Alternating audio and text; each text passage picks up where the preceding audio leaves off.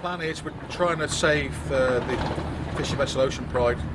She's up in Rye at the minute. She's in a not a very good state. She's been left go. She's an iconic Newlyn boat and Mausel. She's fished for Mausel and Newlyn for probably about 80 years.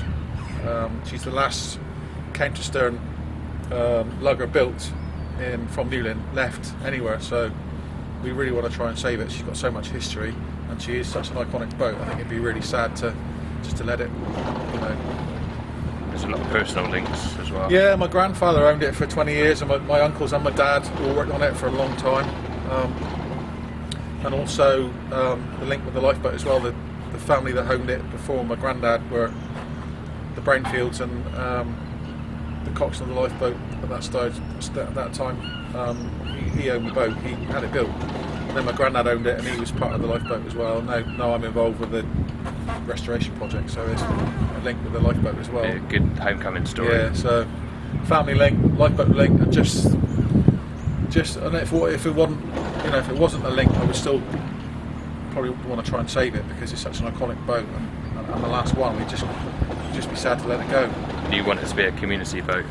Yeah, we really want it to be a big community project, not only when we're doing the restoration, but afterwards. You know, we want it to be used in the community, but it's going to be a big job to get it restored. We're looking at probably 2 years, 3 years to get it restored, and we're hoping once we get it back, we can put in for sort of heritage funding, which will pay for the restoration.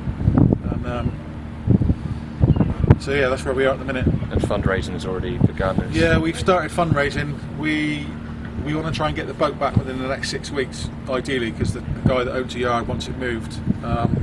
We're up to about 2,500 with what we've raised online and the donation from National Historic Ships.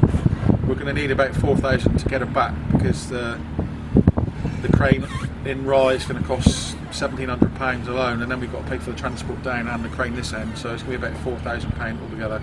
So we're hoping in the next 6 weeks we can add to the 2,500 and to raise enough just to get it back, and then once we've got it back, then we can put in for the heritage funding.